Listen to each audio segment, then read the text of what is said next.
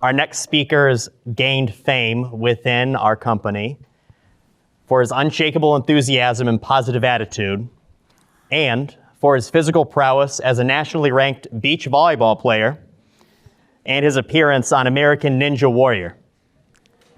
Today, he'd like to share some of the unique life experiences that got him to where he is today as one of the most promising young managers in our organization. Ladies and gentlemen, please pay special attention to JoshOliver and give him a warm welcome as he shares his EM talk, Be Here Now.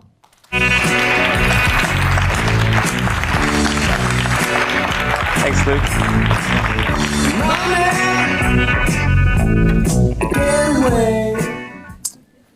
I didn't tell him to say all that nice stuff.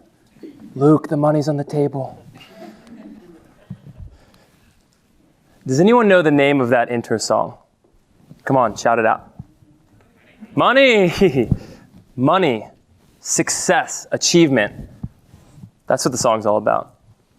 That's what it's all about. From a young age, we're groomed by society to chase these things in order to be happy. This is our culture. Our movies and stories always fixate on the glory of achievement. The rags to riches, zero to hero. Nerdy kid works really hard and achieves coolness in his own unique way, just in time to win the girl. Roll credits. It warms my heart every time. So why are many high-achieving, successful people miserable? We see the happy, glossy faces on magazines and TV, and then the next week, those same faces headline divorce, drug abuse, suicide. Is there a connection between high achievement and unhappiness? Many scientific studies have looked into this question, and they all point to the need to achieve more as a factor of unhappiness.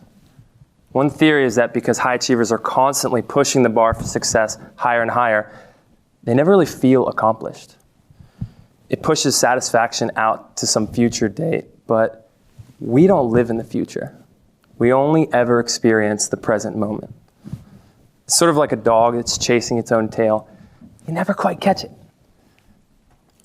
I'm here today to talk about how practicing keeping your attention on the present moment can positively affect your life. The first memory that I have of achievement, I was 6 years old and I'd just taken my first test. I was sitting in the stuffy classroom, legs dangling from an oversized desk, anxiously awaiting my test results. The teacher marked up the top of the page in dripping red ink and handed the papers back. A big fat A+ smiley face was beaming back at me. Joy washed over me as I basked in the glory of a win. Now, the fact that top of my class meant best of two people, it didn't deflate my ego one bit, actually. My brother Phil and I were homeschooled, and he was 2 years younger than me, but we were very competitive. From that time forward, I wanted to feel that sense of accomplishment again. I wanted to be the best, but there were no other kids in our neighborhood, so it was just Phil and I competing relentlessly. We competed at everything from yard gymnastics to pissing off our parents. It made us really, really close. Eventually, though, I felt like I needed more. Only beating my younger brother in tests had lost the satisfaction, and I wanted more competition. So I convinced my parents to let me go to public high school. I jumped in head first and started to do well. Stepping out of my comfort zone and achieving success felt really good. I felt that feeling again. But as time went on, I began to feel dissatisfied. I got what I wanted, so why did I feel like that? I thought, well, if I was good at sports and popular, then I would have everything. Remember, nerdy homeschooler going directly to public high school? Yeah, I wasn't exactly the cool kid. So I set new goals, started working out, training for sports, and trying to make friends. Fast forward to high school graduation, and the hard work had kind of paid off. I was actually getting invited to parties, I was playing some pretty good lacrosse, and I got accepted to Virginia Tech's engineering program. I felt it again, that feeling of accomplishment that I'd been chasing. After high school graduation, my brother Phil and I celebrated, and we hung out every single day that summer. It was awesome. It was one of the best times in my life. But as the days grew shorter, that feeling of what's next crept back in, and I needed more. I wasn't satisfied. So the cycle up continued. Graduated Virginia Tech, summa cum laude. I had lots of friends, and I got a high-paying job offer here. But even during that glorious time, after college graduation, but before the 40 years of straight work, I still felt unfulfilled. So I was 1 month into my shiny new career at ExxonMobil in Baton Rouge when I was awakened early one morning to a horrific ringing sound. I rolled over to silence the cursed noise, and I see a call from Mom on my phone. A sense of dread crawled down my spine. My mom never called her 22-year-old that early.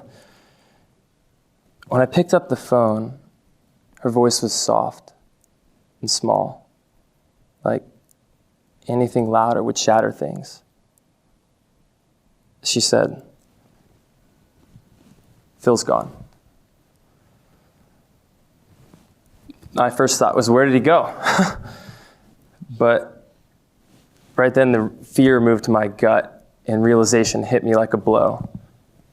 I crumpled against the side of my bed. My brother Phil had been driving on small back roads in Virginia. He was trying to make an early morning shift, and his tire slipped off the narrow road. The car flipped, and he didn't make it.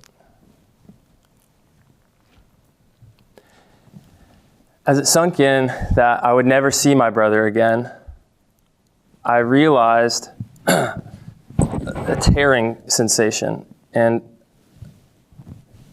I felt a deep emptiness. He was my best friend, and growing up, he was my only friend. And I was lucky because as homeschool kids, we got to spend a lot of time together. But right then, the only thing that I could think of was the look on his face when I said, "I can't hang out," a week before leaving home. Depression and anxiety settled on me, and it felt like a vice grip around my body throughout the day. In an attempt to feel less empty, I doubled down on my drive to achieve. I put in long hours on the job. I worked out obsessively. I went straight from the gym to play sports, and then I would go out. This was lather, rinse, repeat. And then one night, lying in bed alone, I felt the depression and anxiety crushing me. It literally felt like a giant was sitting on my chest, and I was struggling to breathe. Right then, I knew that something had to give. Filling every single minute of my time and chasing after my goals was giving me some temporary symptom relief, but it didn't feel the void that I felt. No matter how many goals I achieved, I did not feel fulfilled. Now, I had a very heavy heart at this time, but let me ask you all a few questions. If you are not fulfilled right now, when will you be? When will you have enough money or success to feel it? Is it when you finally break into the top third of the mysterious, don't look behind the curtain, ExxonMobil ranking system? Is it when you get that management job, or when you retire at 60 or 65, pending tax laws?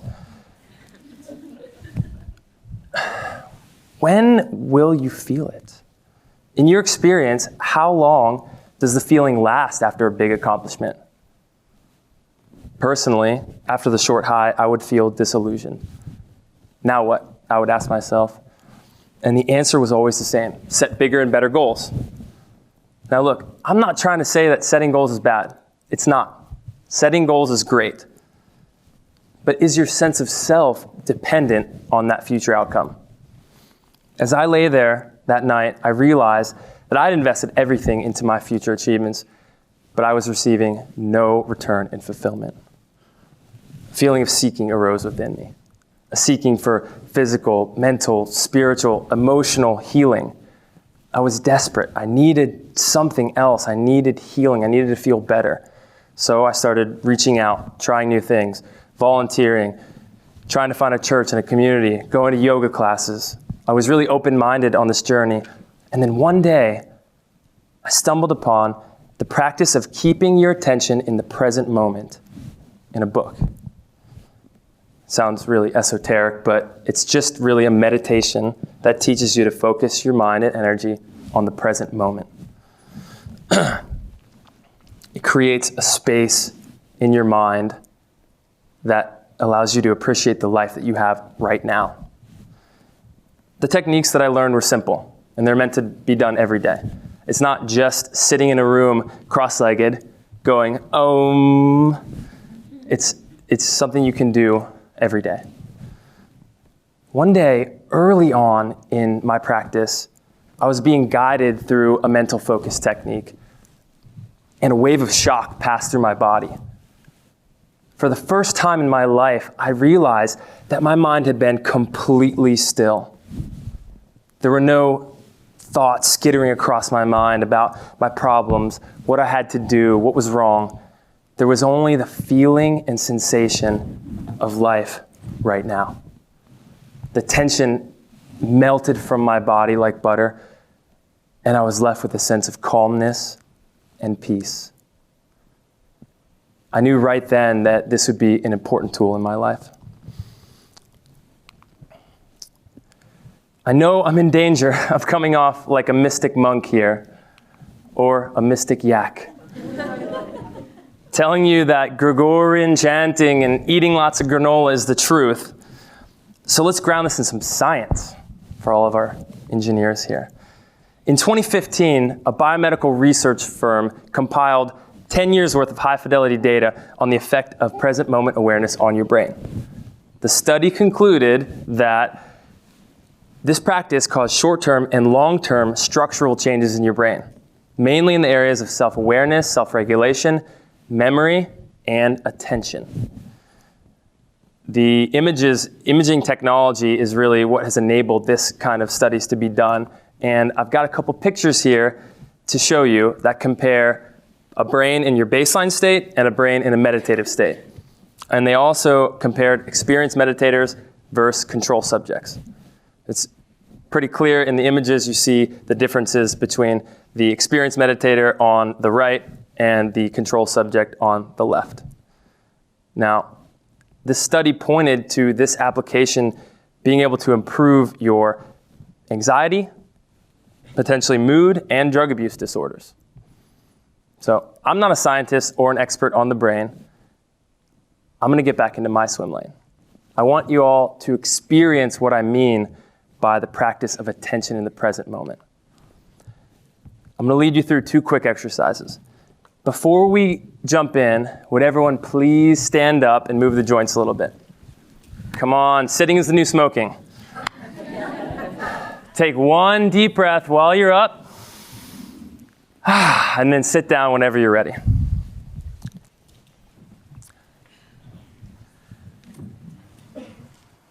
I like getting screened out by the spotlight up there. It was nice. I can actually see you. Identify the last thought that went through your mind. It may be something like, this guy's weird, but at least I'm getting paid right now.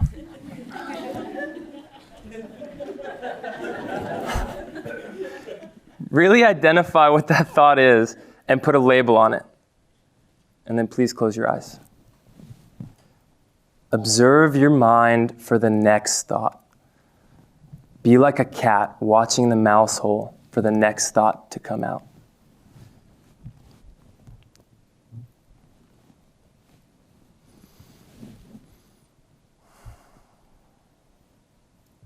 You can open your eyes now. How long did you have to wait? The average person has between 50 and 80,000 thoughts per day, and they're mostly random, unintentional, and often negative. The purpose of that activity is to show you how the rapid-fire activity of your brain slows down when you place the focus of your attention on it. Now, for the second activity, I'm going to use a prop that I picked up in New Delhi, India, while working on a project. It's a singing bowl. I'm going to make the bowl sing, and your job is to listen to the sound for as long as possible until it dies.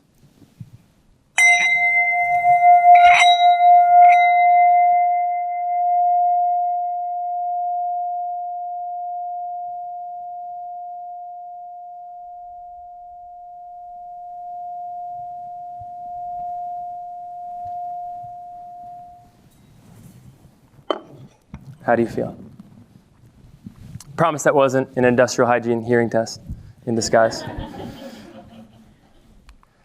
These techniques seem pretty difficult, I get it, but there's simple ways to incorporate the principles every single day. The next time that you're talking with someone, really listen to the sound of every word that they're saying, rather than just waiting for your turn to talk. Or when you're walking between meetings, notice the rhythm of your breath, rather than just thinking about how annoying back-to-back meetings are. Simple, small refocuses on the present moment can reshape the tendencies of your mind. Personally, I found that focusing on the present moment continuously has made me concentrate better and actually enjoy work more. From a young age, we've been conditioned by society to think that our fulfillment lies in the future. But it's not hard to look around the world or your small circle and see that there's a flaw in the assumption that money, success, achievement in the future equals happiness and fulfillment. Modern psychology is showing that high achievers may have a higher susceptibility to negative mental cycles of never achieving enough.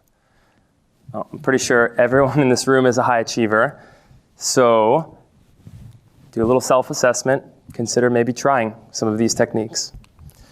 Practicing this attention on the present moment, it's not necessarily going to make you happy overnight, but it's been proven to reduce stress, and it can remind you that your future achievements are not the end-all, be-all. Personally, this practice helped me dissolve the tension and depression that I felt after my brother died. I still feel sad, and I miss him every single day. But learning to place value and attention on this moment has made me feel more fulfilled than any other time in my life. Set goals and work hard, but keep the focus of your attention on the part that you're working on right now. Because ultimately, all you ever have or experience is the present moment. The past is a memory trace, the future is not promised, and today is a gift. So enjoy it. Thank you very much.